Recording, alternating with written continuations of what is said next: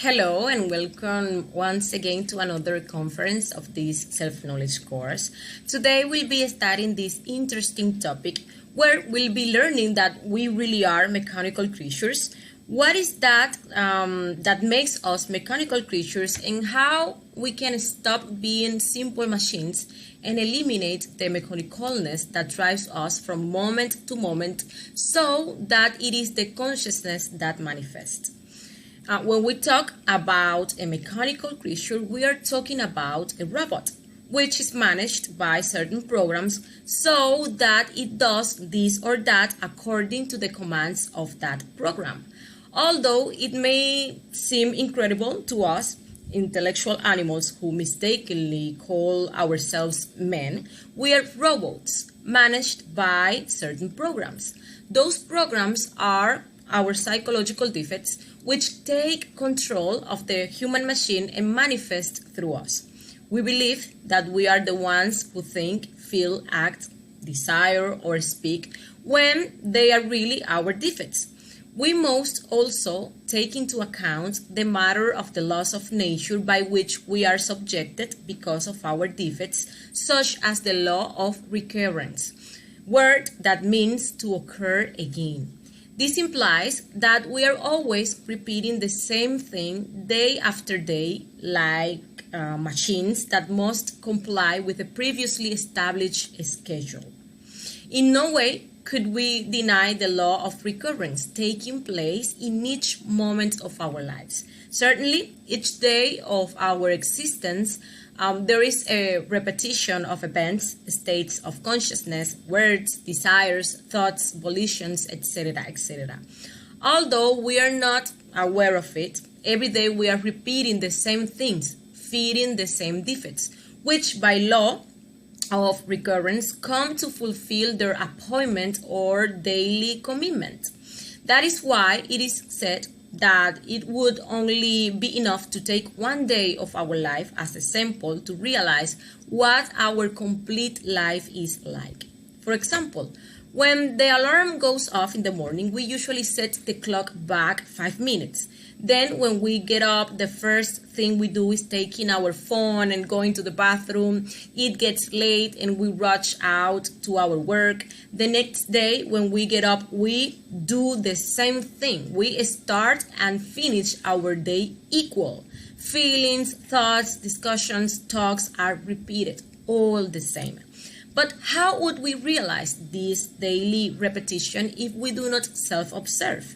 It is obvious that when we do not self-observe, we cannot be aware of this incessant daily repetition.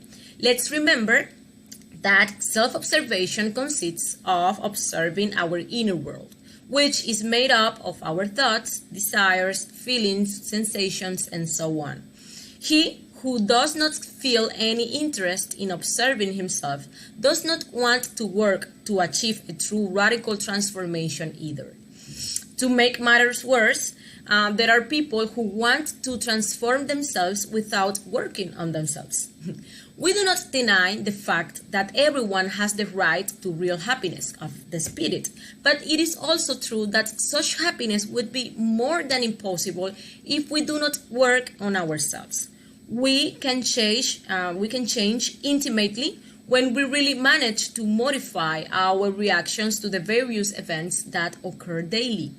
We could not modify our way of reacting to the facts of practical life if we do not work seriously on ourselves.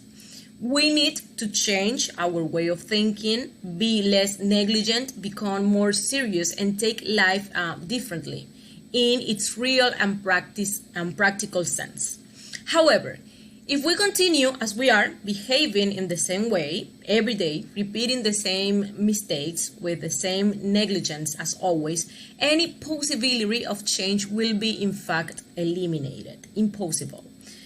To stop being machines, we have to not do what our defects want us to do.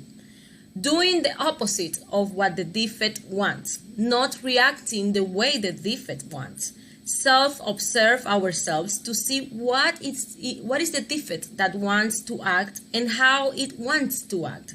realize that it is a defect, that it is not part of our consciousness, ask the mother for its elimination, make a logical confrontation about the conscious action would what the conscious action would be, and act according to it. This is how we will get out of the mechanicalness, and we will gain autonomy over ourselves. Here we bring two exercises that will help us a lot with this purpose. The first is the retrospection. If we really want to get to know ourselves, we must begin by observing our own behavior in the face of the events of any day in our lives. We do not mean by this that we should not observe ourselves daily. Hopefully, before going to bed, we should always do a retrospect of the different events of our day. We only want to affirm that we must begin by observing a first day. In everything, there must be a beginning, and starting by observing our behavior on any day of our lives is a good start.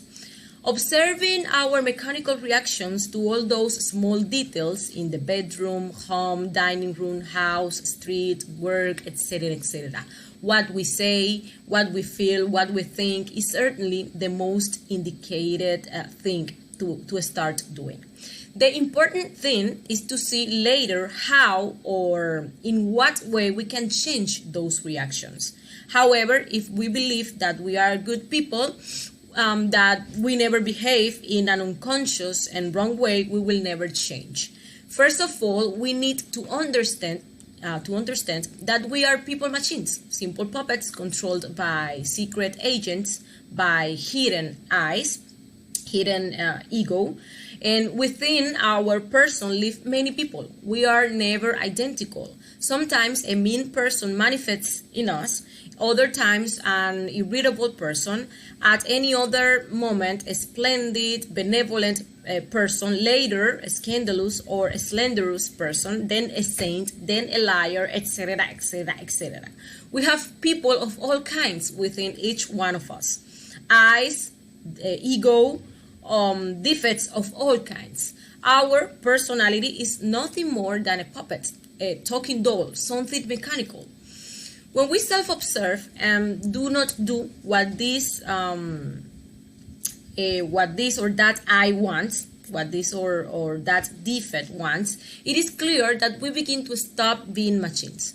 For example, if when we get up, the defect of laziness starts manifesting, making us want to postpone the alarm for 5 more minutes, immediately, as we are in self-observation, we can see that defect and ask for its elimination.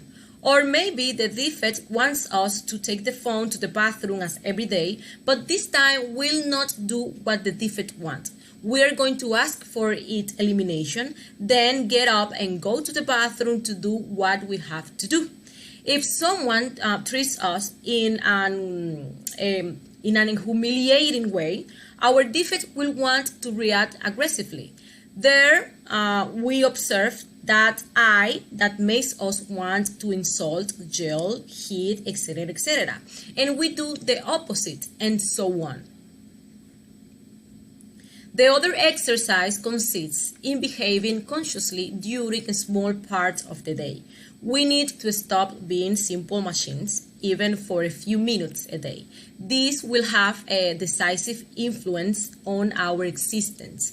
We can decide that we will remain conscious while we get up, while we make the bed, while we cook, or while we go to work. Being conscious is being in the present moment, in the here and now, in constant self-observation and self-remembering, maintaining concentration on what we are doing and feeling how we are the ones who are acting there and doing the things. A single moment in which we are conscious enough to stop being a machine, if done voluntarily, tends to radically change many unpleasant circumstances. Well, some impediments to stop being machines are the following. laziness first. Unfortunately, we daily live a mechanistic, routine, absurd life. We repeat events. Our habits are the same. We have never wanted to change them. They are the mechanical track along which the train of our miserable existence runs, even though we think the best of ourselves. There is a strong resistance to work on oneself. It seems like a lot of work and a lot of sacrifice to eliminate our defects, our old customs and beliefs.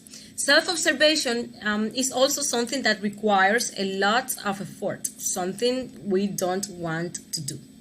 Another impediment is mythomania. Wherever the mythomaniac abound, those who believe they are gods, and they are just mechanical, routine creatures, characters from the mud of the earth, dolls moved by different eyes. People like this will not work on themselves because they believe they are very good and perfect, and therefore understand that they have nothing to work on and change. They believe that they have no defect other than being perfect. And well, this been today's conference. Thank you very much for having joining us. We invite you to the next conference where we will be explaining how to achieve a true radical change in our lives. Thank you so much for being here, and until next time. Bye.